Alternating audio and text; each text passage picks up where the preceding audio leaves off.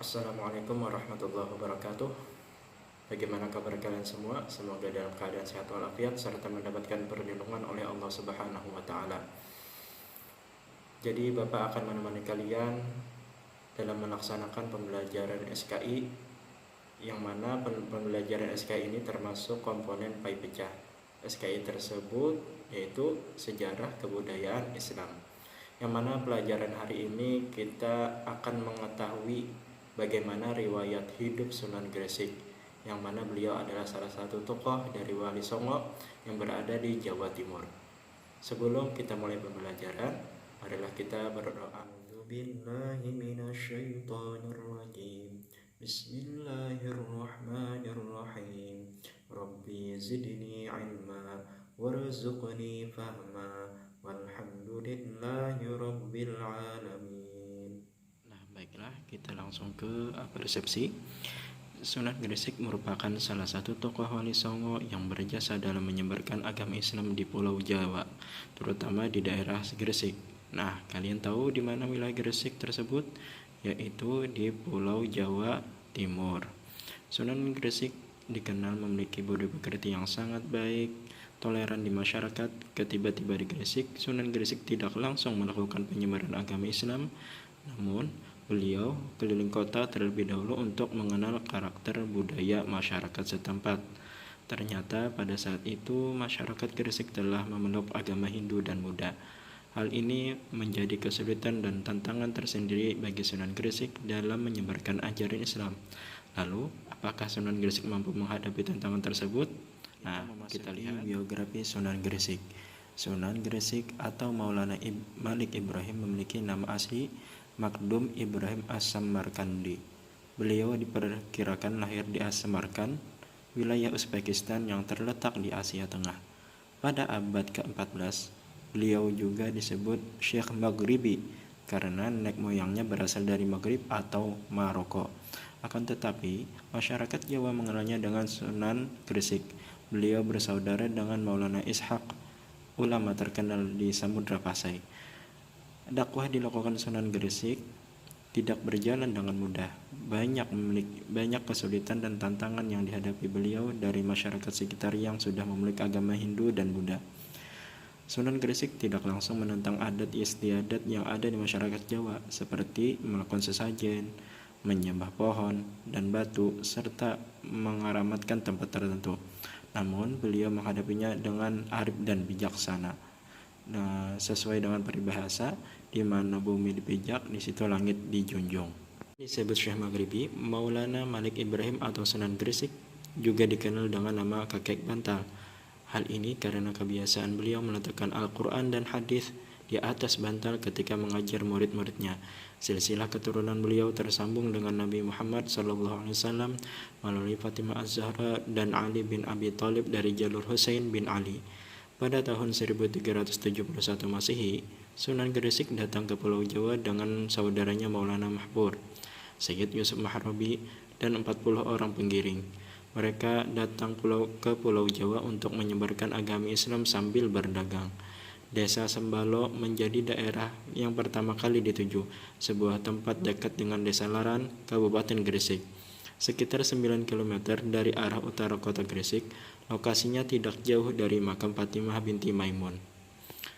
Dalam menyiarkan agama Islam, Sunan Gresik memulainya dengan cara berdagang, yaitu dengan membuka toko, menyediakan kebutuhan pokok masyarakat, dan menjualnya dengan harga yang murah di dekat pelabuhan yang berlokasi di Desa Rumo. Melalui kegiatan dagang tersebut, beliau dapat berinteraksi dengan berbagai kalangan, pelaku jual beli bermodal, pemilik kapal, dan pihak-pihak terkait dengan aktivitas perdagangan.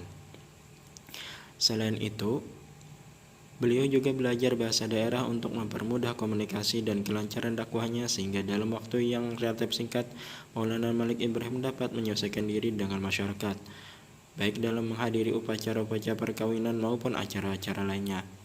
Bahkan, beliau pun menjadi juru damai apabila masyarakat yang berselisih. Berkat kegigihan dan kesungguhan dalam menyebarkan Islam, beliau dapat kepercayaan dari masyarakat dan satu persatu mulai memeluk agama Islam. Setelah merasa dakwahnya cukup berhasil di Desa Sambalo, beliau pindah ke kota Gresik dan tinggal di desa Sawo. Setelah beberapa lama tinggal di desa tersebut, beliau mulai menyiarkan agama Islam ke kalangan istana Majapahit.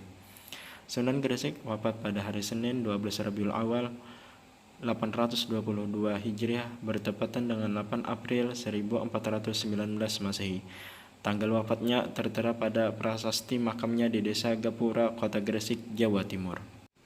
Nah, setelah kita mengetahui biografi Sunan Gresik, kita masuk ke bagian peran Sunan Gresik dalam perkembangan Islam di Indonesia. Dalam melakukan dakwah Islam di daerah Gresik dan sekitarnya, Sunan Gresik pada tahun 1419 Masehi mempunyai peran penting dalam mengembangkan Islam khususnya di Pulau Jawa, yaitu sebagai berikut. Yang pertama, mengembangkan Islam melalui jalur perdagangan. Sunan Gresik memulai aktivitasnya dakwahnya dengan berdagang di tempat terbuka yang berlokasi di Desa Rumo, dekat pelabuhan. Pergaulannya yang didasari akhlak mulia, penuh keramahan, kesantunan, dan toleran dalam keseharian sehingga menjadikan masyarakat mudah tertarik untuk memeluk agama Islam.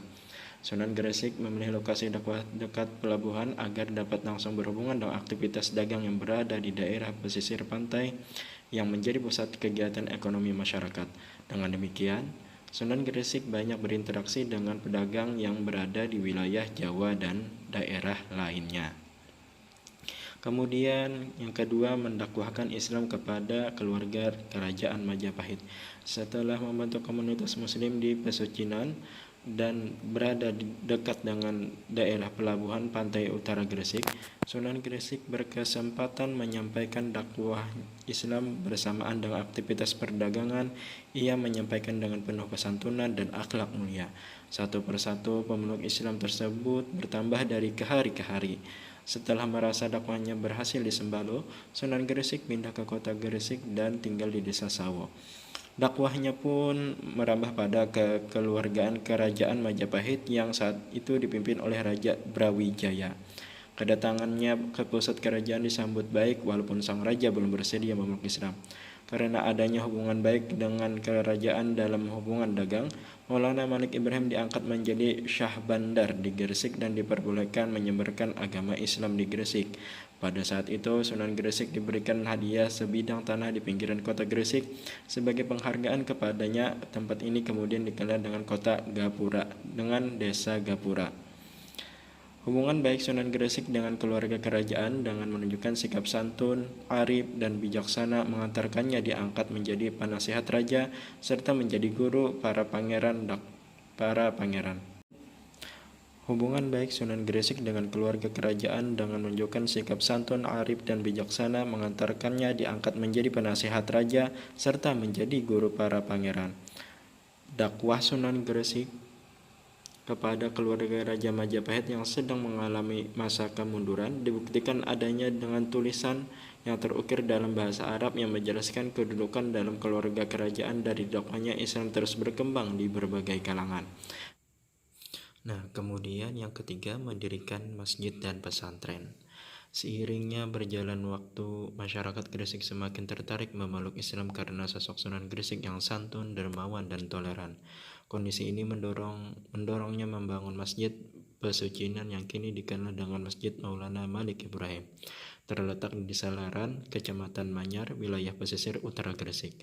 Masjid Pesucinan selain sebagai tempat ibadah juga digunakan sebagai tempat pembina mubaligh, santri, dan masyarakat. Bahkan di tempat ini pula lahirnya pesantren pertama di Indonesia.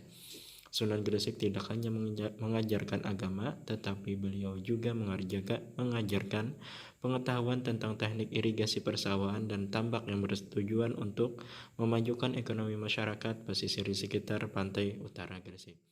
Nah, mungkin sampai di sini saja pelajaran SKI kita tentang biografi dan perjalanan hidup Sunan Gresik. Kesimpulan dari pelajaran kita hari ini, bagaimana yang dilakukan Sunan Gresik, tidak pernah melakukan apa yang semau beliau, tetapi beliau selalu beradaptasi dengan lingkungan sekitar. Yang sudah kita sebutkan tadi, seperti peribahasa di mana langit dijunjung, di situ bumi dipijak. Kata orang Banjar itu bisa-bisa maandak awak. Dimanapun tempat kita berada, maupun itu di tempat baru, kita harus bisa beradaptasi dengan lingkungan sekitar. Jangan sampai kelakuan kita, perbuatan kita menjadi sesuatu hal yang kontra terhadap orang sekitar. Maka dari kesimpulan tersebut, mungkin itu penutup pelajaran SKI kita hari ini. Kita lanjutkan di pertemuan selanjutnya tentang sikap positif dalam pribadi Sunan Gresik. Bapak tutup. Subhanallah bihamdika asyhadu an la ilaha illa anta astaghfiruka wa atubu ilaik. Wassalamualaikum warahmatullahi wabarakatuh.